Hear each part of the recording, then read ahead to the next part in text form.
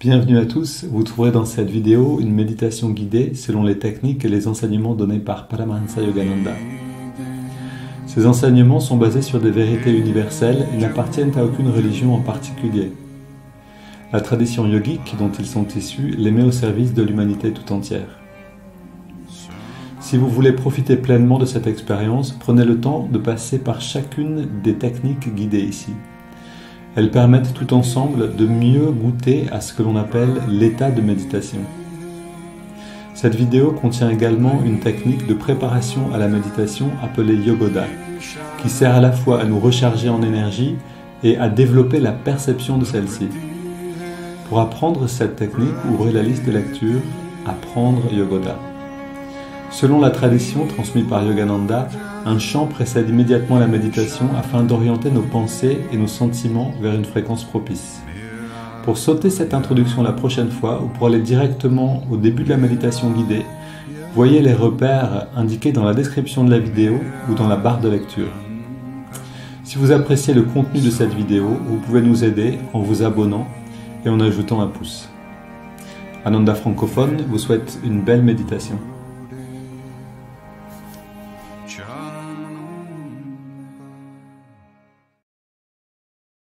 Adevi sarvabhuteshu matrirupena sanstita namastashay namastashay namastashay namo namaha. I bow to the Divine Mother in all nature, in all of you.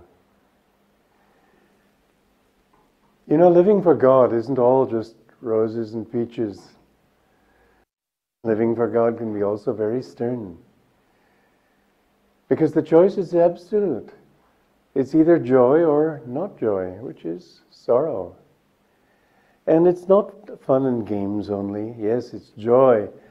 But there has to be a certain sternness. This is what we lived and learned in the presence of our Guru. You couldn't jolly him along when it came to principles. He was very steady. Very, yes, stern sometimes, and I admired that.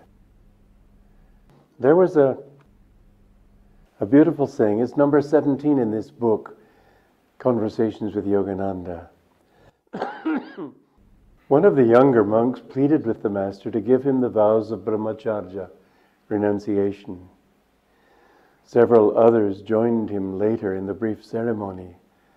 The master was clearly not happy about it. You must take this vow very seriously, he said. Remember, God is here. He is listening to you. Some of you will fall when you break this vow because you took it here today. All the forces will be upon you. The responsibility is yours, not mine. Don't take this event lightly. Please. Heed what I say. The Master saw those vows, in other words, as more than a mere affirmation. Spoken before him and administered by him, they had the power either to uplift or destroy. Destroy not in an eternal sense, to be sure, but in the sense of attracting great suffering to the failed disciple.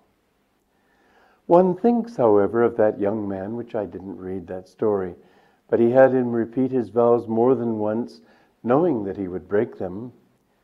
Was it in reaffirmation of vows he had already taken earlier? Or was the Master trying to hold the disciple to a soul commitment, hoping that it would be reawakened years later? Sister Gyanamata, the Master's most advanced woman disciple, once stated in a letter that a master doesn't try to spare his disciples suffering if it can be a means eventually of helping them toward their ultimate attainment of God. You know, that's a strange thing, because you think, well, the Guru has come to spare us suffering. Yes, he has, but sometimes, like a doctor, he has to submit you to pain in order to cure you of pain. And so the Guru sometimes allows you to go through suffering. I have been through many, many tests in my life. They've caused me much suffering. But I have to say, that I was grateful for them. Every time I found in the end that they were for my blessing. I went through a great period of pain one time, and Anandamoyi Ma, the great woman, Bengali saint, she said, "Take this as your Guru's blessing." She sent this in a letter to me in America. And I thought, blessing? That's the one word I can't understand in this context. But you know, years later I realized it was the greatest blessing that could have come. If you don't let yourself just fall apart underneath your tests, if you say, all right, I accept it, and you don't understand it, then just go along with it. Accept what God gives you. Don't rail against Him. Don't say God is unjust. How often have I heard that expression? Why does God do this to me? Why does God do that to them? There's a reason. You know, one very interesting thing is that of all the people who have found God, you don't find one of them saying, what a scam. They all say it was worth it. They've all had to go through sufferings. They've all had to go through pain, grief, torment. Yes, that's life. Where there is life, there will be pain and there will be happiness. But those who have accepted it find that if they endure, if they keep their faith, at the end, this is the wonderful thing I've discovered, and I've had a few years of living on the path. 55, that's not many years in eternity, but in a person's life, it's a fair amount. I can say without any equivocation at all that every single test I've endured, and some of them were fierce, I'm grateful. I'm grateful for what I learned. I'm grateful for the strength I gained. I'm grateful for the joy I felt at the end of them, and finally I reached the point where even during the tests I felt joy, because I saw that I knew God was there. I knew He was having His fun with me, but you might say, what a bizarre sense of humor. Yeah, sometimes it seems that way, but in the end you find that you're not laughing, not being laughed at, you're laughing with Him. It was all great fun. You needed the tests in order to grow. You needed the hardships in order to become strong. Without them, you know, as my master used to say,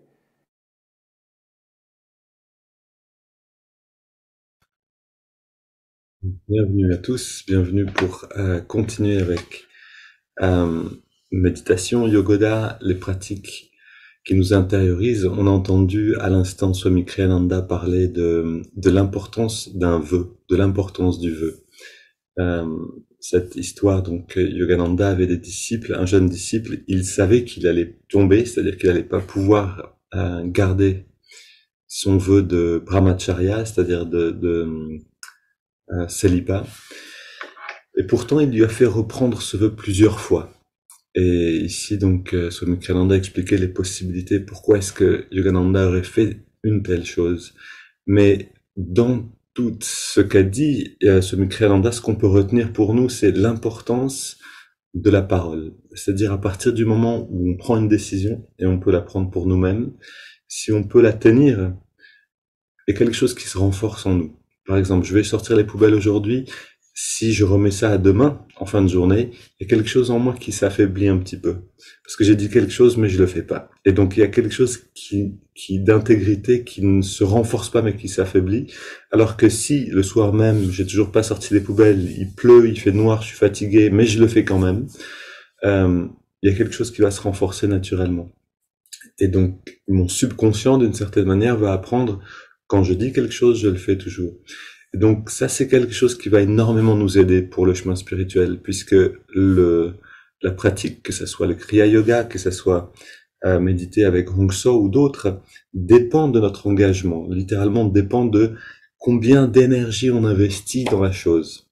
Si on y va tièdement, on pourrait dire, pas grand-chose qui va se passer.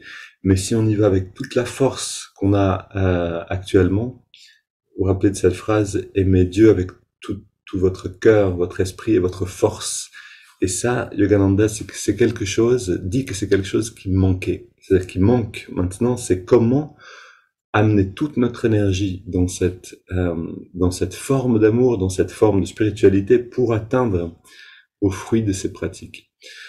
Donc, parler et walk your talk, on dit en anglais, c'est-à-dire faire ce qu'on a dit qu'on allait faire. Ça, c'est quelque chose qui est en effet très important et qu'on peut s'entraîner chaque jour à pratiquer avec des choses simples d'abord, puis avec des choses plus engageantes ensuite. Maintenant, allons dans la pratique du yoga pour rassembler cette énergie justement et lui donner ce mouvement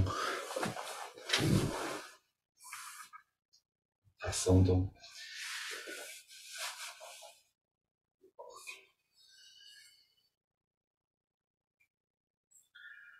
Ô Esprit infini, recharge notre corps avec ton énergie cosmique, notre mental avec ta concentration et ta détermination, notre esprit avec ta sagesse et notre âme avec ta joie toujours nouvelle. Éternelle jeunesse du corps et de l'esprit, demeure en nous pour toujours. On ouvre la fenêtre, grand, pour quelques instants. Plus d'oxygène, plus d'énergie. On tend les bras devant, plie un petit peu les jambes. Double inspire. Et on relâche. Et on apprend à amener plus d'énergie en agissant sur la volonté. À travers les contractions, c'est directement la volonté qui agit. Ici, donc, mollet vers l'arrière, vers l'avant. Inspire, contraction. Expire, contraction aussi. Puis en arrière, la rotation de la cheville. Et de l'autre côté.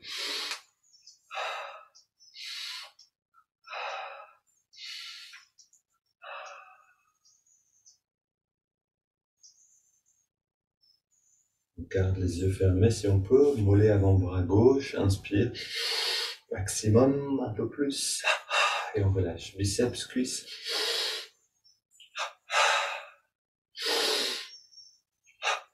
On alterne.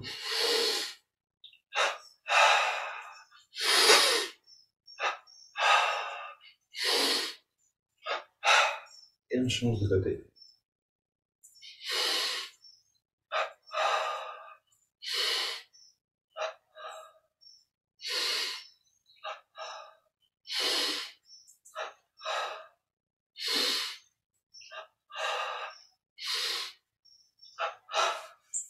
Deux côtés ensemble.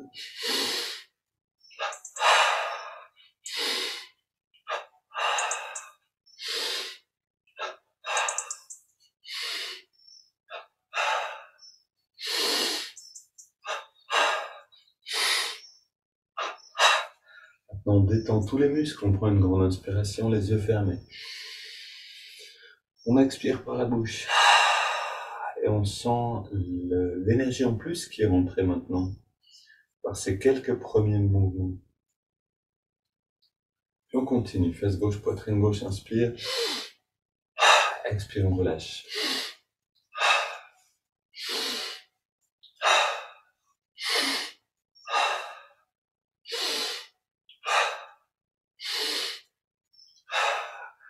Les mains au niveau des lombaires, on contracte sous la main gauche et on relâche. On contracte sous la main droite.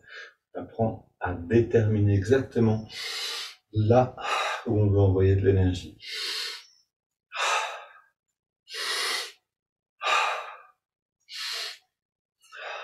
On monte un petit peu plus haut au milieu du dos. Pareil, à gauche et à droite. On sent le changement de texture des muscles sous les mains. Puis on sent une légère chaleur à la fin quand on relâche. Maintenant, au niveau des omoplates,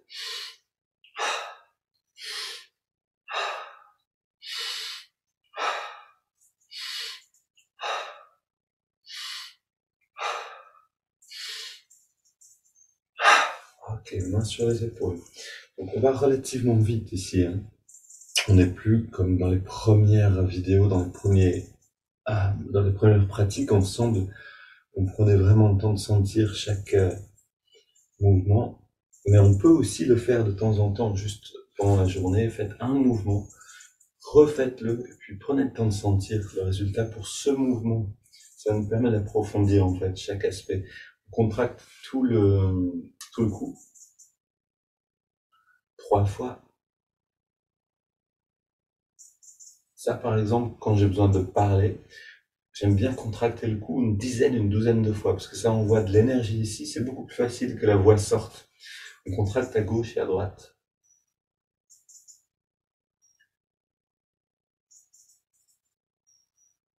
Donc, quand vous avez un petit peu froid, vous contractez les épaules et les biceps, ça réchauffe tout le corps. On contracte la nuque en redressant la tête. Et encore.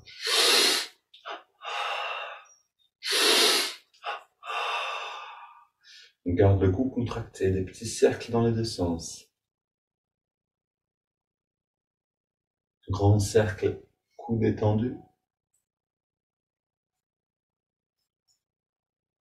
Ok, bras tendus vers le sol, les poings fermés. Les épaules vont dans un sens pendant que le bassin va dans l'autre.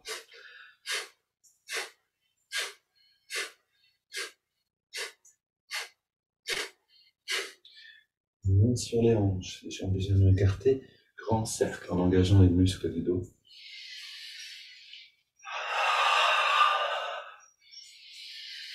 Et dans l'autre sens. Un pouce vers la gauche, vers la droite.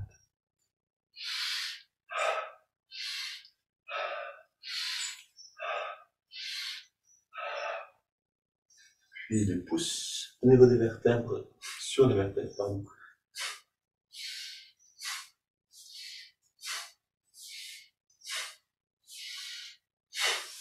Bras tendus devant. Les hanches restent stables vers l'avant. C'est les épaules et la poitrine qui se tournent. Et la tête, ok. Tapote sur la tête.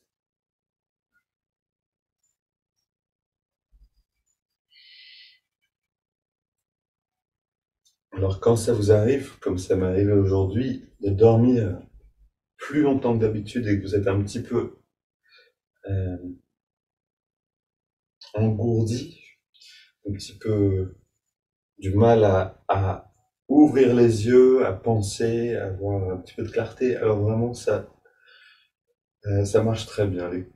Les recharges en énergie, ça enlève le brouillard du mental un petit peu, le brouillard tamasique, le brouillard de la torpeur mentale. Et on ouvre maintenant le passage de l'énergie.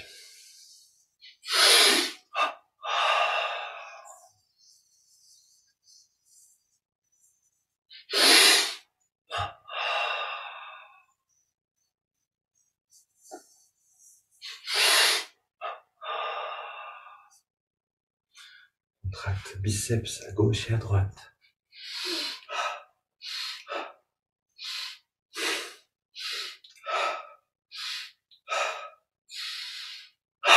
Ok, tous les muscles ensemble.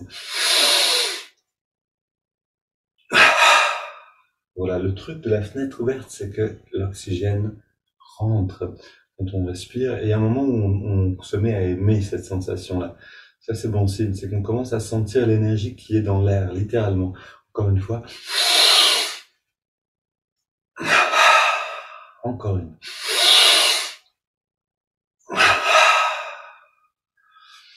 Et vivre dans un environnement qui est pauvre en énergie n'est pas sain pour le cerveau, pour les facultés cognitives. On ne perçoit pas de la même manière. On contracte le pied gauche et on relâche le pied gauche. On contracte le pied droit et on relâche. Inspire, on contracte mollet gauche et on relâche. Mollet droit, cuisse gauche,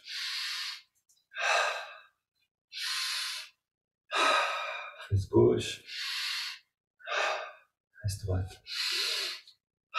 Bas du ventre, haut du ventre, avant-bras gauche, droit,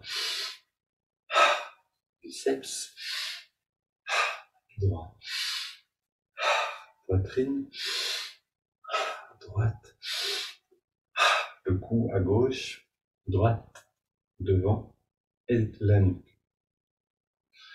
On contracte le pied gauche, on garde et on ajoute le pied droit, on ajoute le mollet gauche, le mollet droit. Cuisse gauche, cuisse droite. Fesse gauche, fesse droite. Bas du ventre, haut du ventre, avant-bras gauche, avant-bras droit. Biceps à gauche et à droite. La poitrine et double inspire tous les muscles. On relâche juste le cou. On relâche juste la poitrine à droite et à gauche. Essayons maintenant de garder tout contracté un instant et d'apprendre à relâcher une chose à la fois. Biceps et épaule droite. Hop. Biceps et épaule gauche. Avant-bras droit. Relâche le poing en même temps, avant-bras gauche. Le haut du ventre, le bas du ventre. Tout le bas est contracté, on relâche juste la fesse droite et la fesse gauche. Juste la cuisse droite et la cuisse gauche. Les mollets et les pieds sont encore engagés. On relâche le mollet droit, en gardant le pied droit engagé, difficile mais possible. On relâche le mollet gauche, pied droit et pied gauche. Double inspire tous les muscles. Encore une fois. Et encore une. On reste détendu, on va s'arrêter là pour aujourd'hui.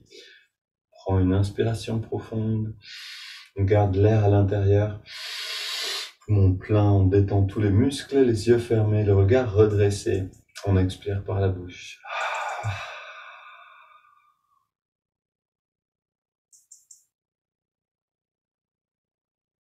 Maintenant, donc on prend un petit instant pour que la conscience puisse aussi apprendre. On n'apprend pas seulement à diriger l'énergie, à contracter et à relâcher, à se détendre, etc. On apprend également à ressentir.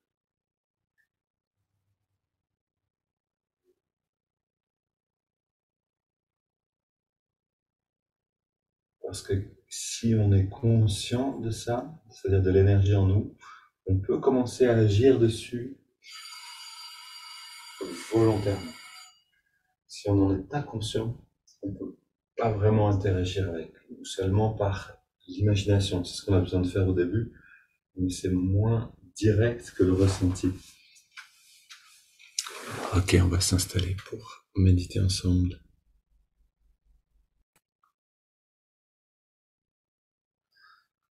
Et on ressent en particulier l'espace dans la poitrine. Comme si on venait résider dans cet endroit-là. Comme si on avait plusieurs étages, plusieurs pièces en nous-mêmes. On va dans la pièce du ressenti, la pièce des sentiments. Pour chanter Porte de mon cœur, on va le chanter une fois en anglais et 2 fois en français. Donc vous avez les paroles dans la boîte de dialogue. Door of my heart, open wide, I keep for thee. Door of my heart, open wide, I keep for thee. Without come, just for once come to me. Without come, just for once come to me. Will my days fly away without seeing thee, my Lord? Will my days fly away without seeing thee, my Lord? Night and day, I look for thee, night and day. Night and day, I look for thee, night and day. En français. Porte de mon cœur, grande ouverte, je te garde. Porte de mon cœur, grande ouverte, je te garde. Viendras-tu, juste un instant, viens à moi. Viendras-tu, juste un instant, viens à moi. Mes jours s'envoleront-ils sans te rencontrer, Seigneur? Mes jours s'envoleront-ils sans te rencontrer, Seigneur? Nuit et jour, je te cherche jour et nuit. Nuit et jour, je te cherche jour et nuit. Porte de mon cœur, grande ouverte, je te garde. Porte de mon cœur, grande ouverte, je te garde. Viendras-tu, juste un instant, viens à moi. Viendras-tu, juste un instant, viens à moi. Juste un instant, viens à moi. Juste un instant, viens à moi.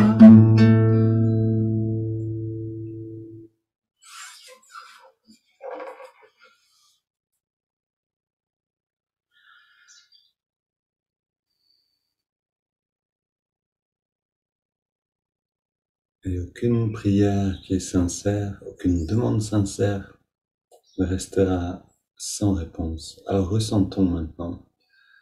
On a ouvert et on a demandé à cette conscience plus grande de venir en nous, de se manifester. Quel signe subtil est-ce que je peux sentir maintenant de cette venue?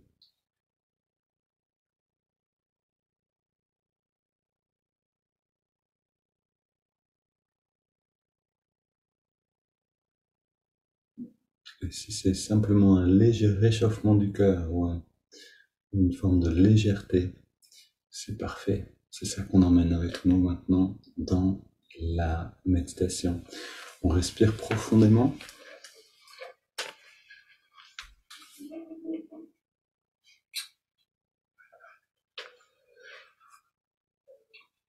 Le ventre sort au moment de l'inspiration et rentre à la fin de l'expiration.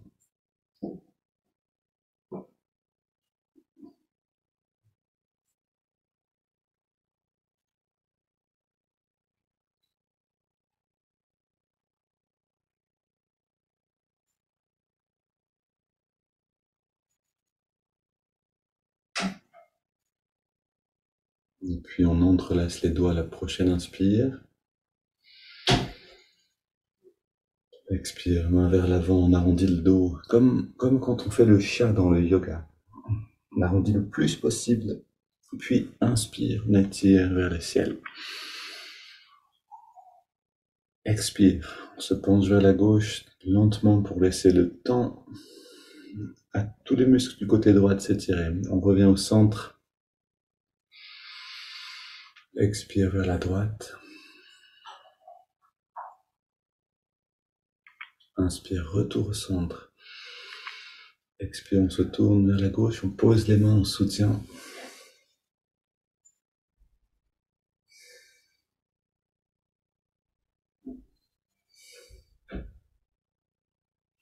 Et on revient au centre. Inspire, étire vers le ciel.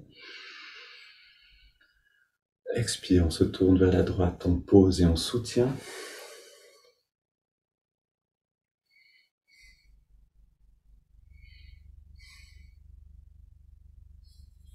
Retour au centre, on pose les mains derrière. On se penche un petit peu avec le dos vers l'arrière, mais pas trop avec le cou. C'est-à-dire on ne va pas trop en arrière avec la tête. On resserre les épaules et les coudes pour ouvrir la poitrine et on respire profondément. Inspire par le nez, expire par la bouche.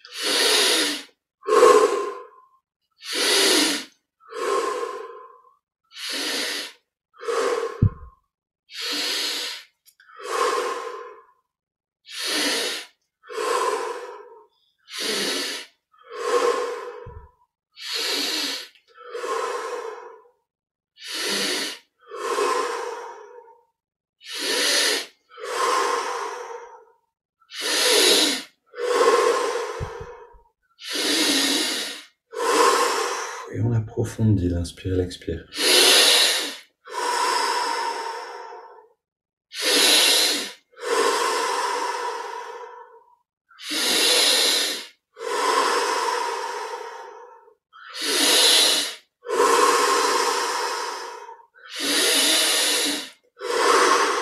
On arrive au maximum de l'amplitude.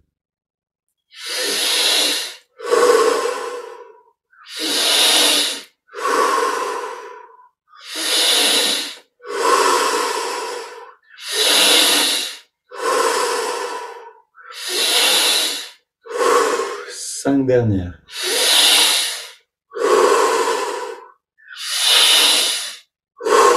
Trois.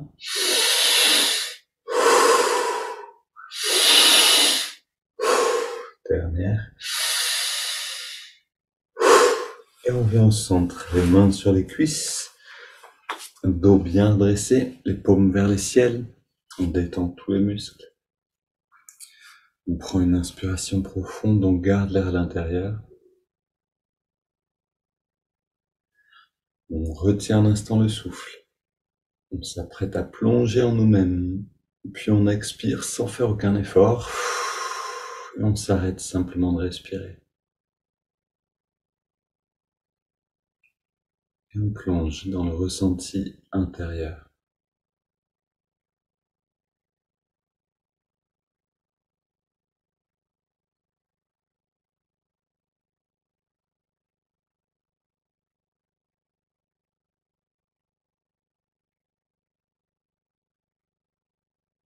On inspire à nouveau, ou avant bien sûr, si vous sentez que vous avez besoin d'air plus tôt. On garde l'air à l'intérieur, poumon plein. On rentre le ventre, on contracte le périnée, on redresse le regard. On relâche et on expire.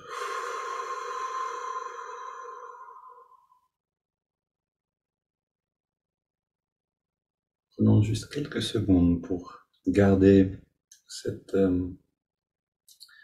sensation,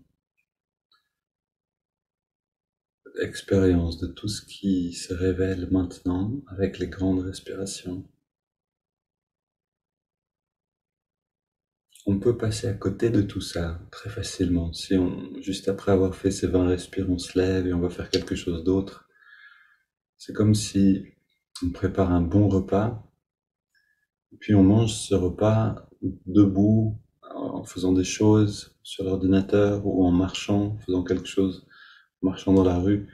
On va en retirer beaucoup moins que si on prend vraiment le temps de savourer chaque sensation. Alors, dans ce cas, vraiment, la conscience s'intériorise. Non seulement elle s'intériorise, mais elle s'affine, on devient conscient de nouvelles subtilités.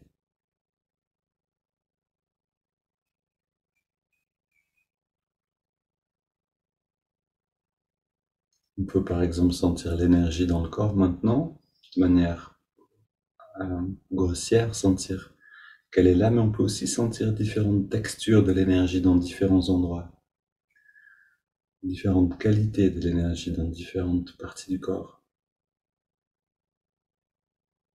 Et de cette manière, on se rapproche de la conscience des centres d'énergie en nous, qu'on appelle chakras aussi.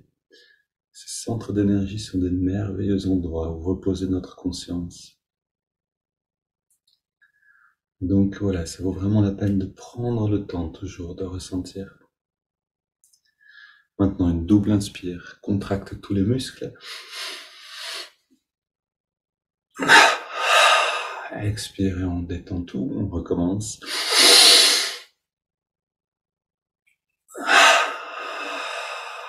Dernière fois.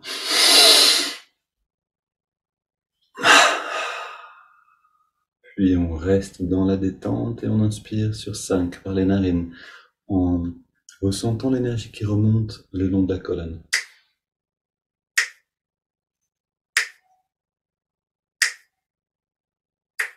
On garde l'air à l'intérieur, on sent cette énergie qui se concentre dans l'œil spirituel, à la jonction des sourcils. Puis on expire, on sent cette détente, ce bien-être. une perception plus fine. Inspire à nouveau.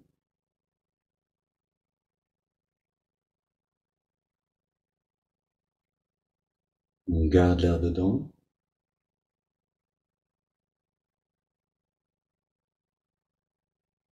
Expire. Pour ceux qui méditent tous les jours depuis un certain temps, peut-être que vous commencez vraiment à sentir cette énergie qui remonte le long de la colonne. Inspire à nouveau. On garde l'air dedans.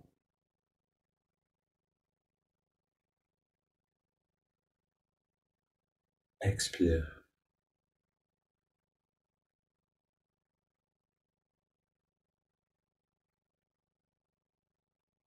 Inspire.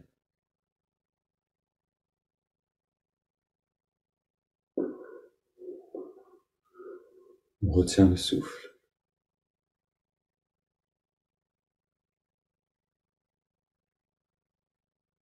Expire.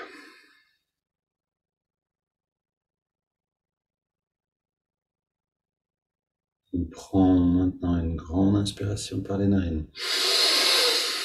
Puis on laisse l'air aller et venir sans contrôler la respiration. C'est le corps qui respire.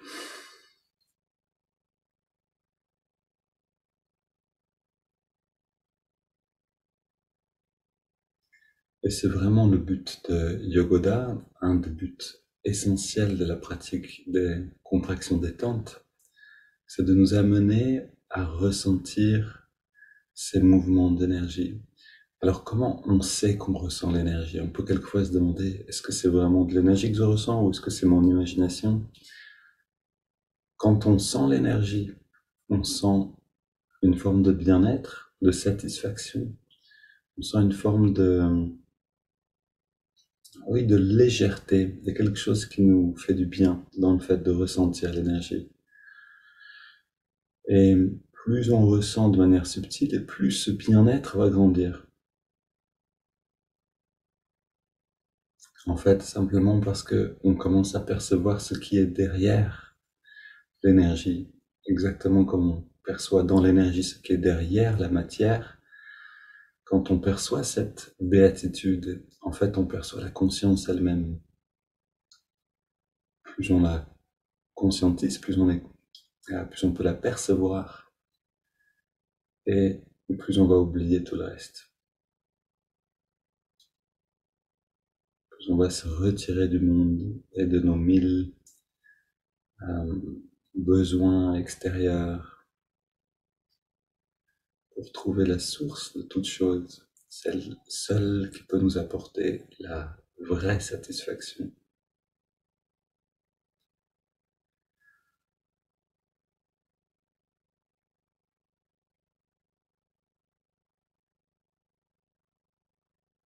Restons un instant dans cet état encore.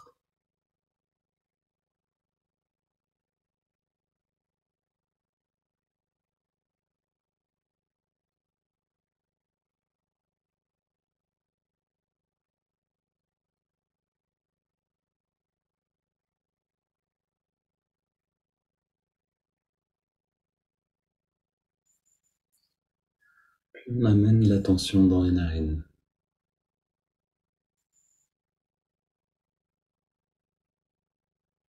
Et voilà l'astuce pour aller plus profondément, plus rapidement. Dans les narines, on ressent l'air. L'inspire, l'expire. Ok, on ressent la fraîcheur de l'inspire, la tiédeur de l'expire, là où on sent l'air le mieux. Maintenant, on peut aussi sentir l'énergie.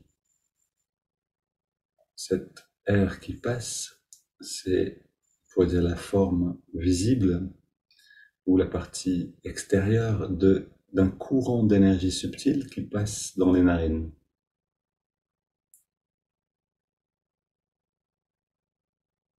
On peut jouer à percevoir, non pas seulement l'air, mais l'énergie.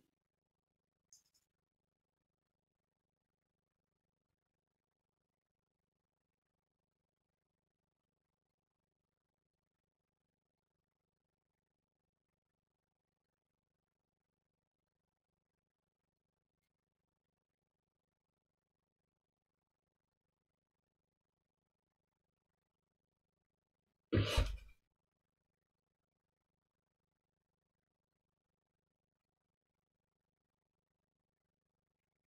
maintenant, zoom avant, c'est-à-dire que en 7 respirations, on plonge dans cette sensation. On plonge entièrement jusqu'à ne ressentir plus que ça. Inspire, expire. Fraîcheur, tiédeur, énergie.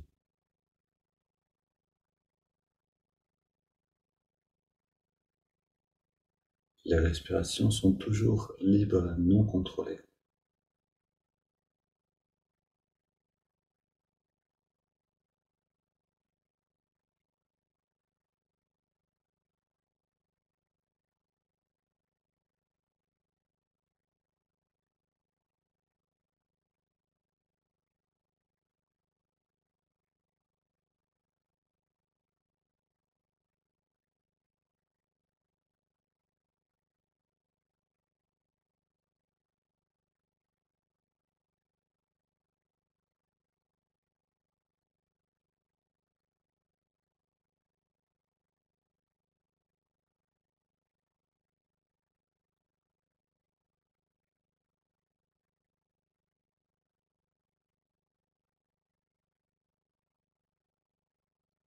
Et maintenant qu'on est entièrement dedans, dans la respiration, on ajoute le mouvement de l'index de la main droite. À chaque inspiration naturelle, l'index revient d'1 centimètre vers la paume de la main. À chaque expiration naturelle, on relâche l'index et en même temps tous les muscles du corps.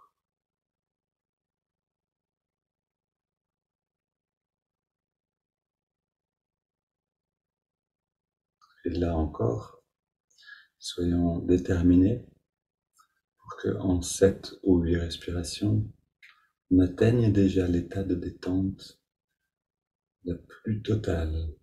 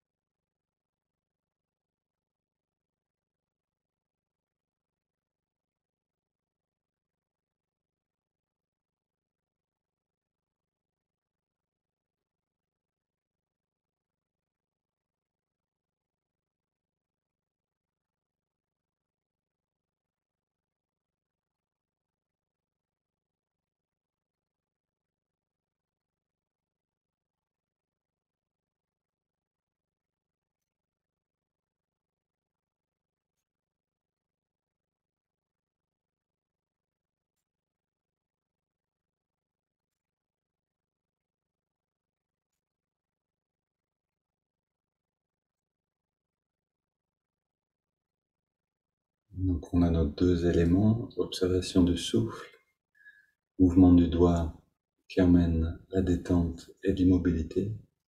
On ajoute maintenant le mantra Hong So, qui agit de manière plus subtile sur le mental, sur la conscience. Hong accompagne chaque inspiration naturelle. So, chaque expiration naturelle.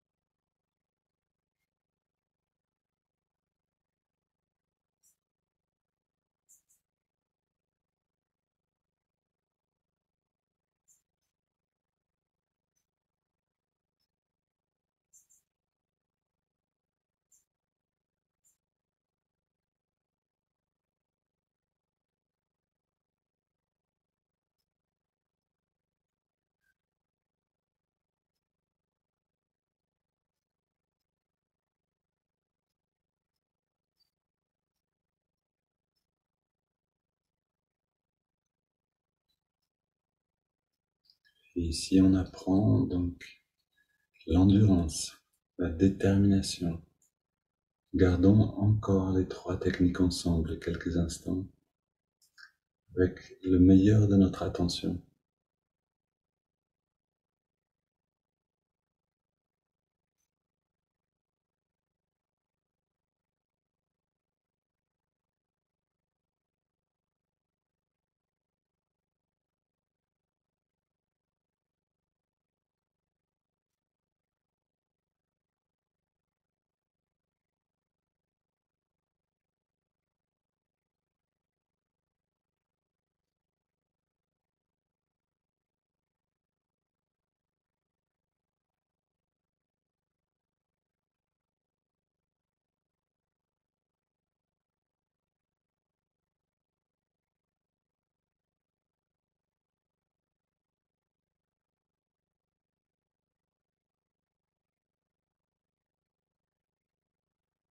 Puis on prend une inspiration profonde, expirons 3 fois, pause un instant avec la respiration.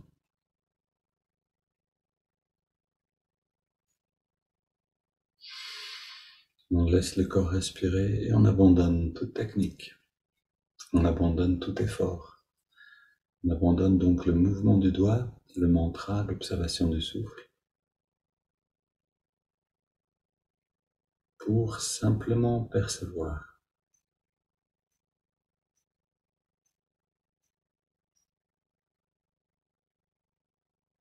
Percevoir la qualité de la conscience qui est maintenant notre conscience.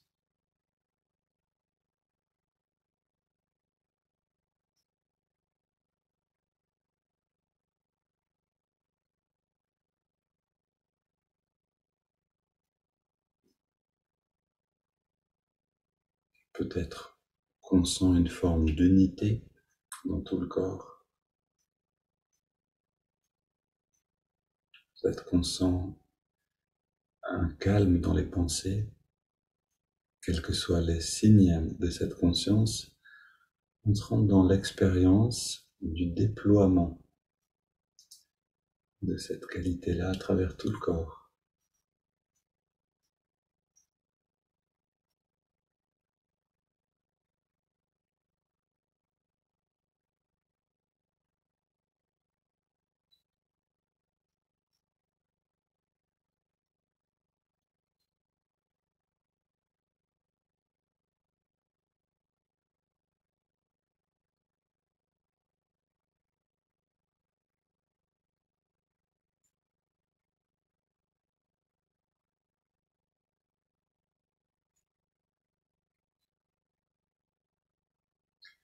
Puis on laisse cette conscience s'épanouir et rayonner au-delà des limites du corps physique.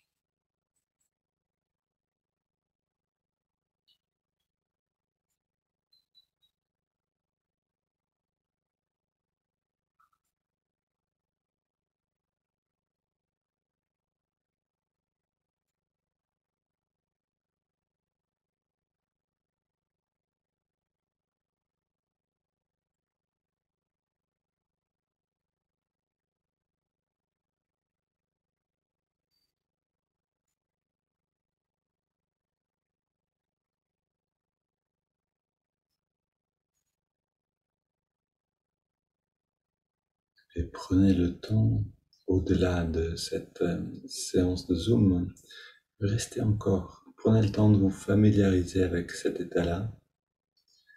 Les vrais changements dans le monde viennent et viendront quand on interagira les uns avec les autres à partir de cet état-là d'abondance, de détente.